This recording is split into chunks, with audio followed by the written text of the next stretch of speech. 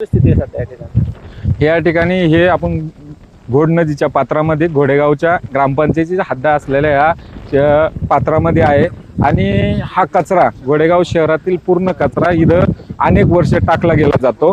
हे माझ्या निदर्शनात आल्यानंतर मी माननीय जिल्हाधिकारी साहेबांना 3 दिवसापूर्वी अर्ज रितसर केलेला आहे आणि त्यांचं उत्तर मी 2-3 दिवस पाहणार आहे, कारण की हे घोड नदीचं पात्र इथून शेजारून जातं।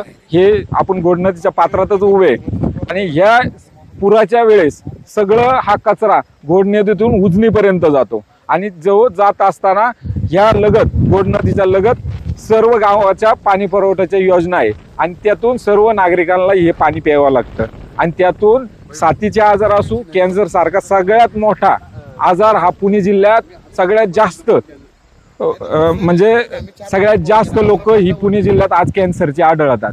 त्याच्यामुळे हे सगळ्यात पाप ही ग्रामपंचायत करीत आहे। सर्वसामान्य लोकांच्या जीवाशी खेळण्याचं पाप ही ग्रामपंचायत करते।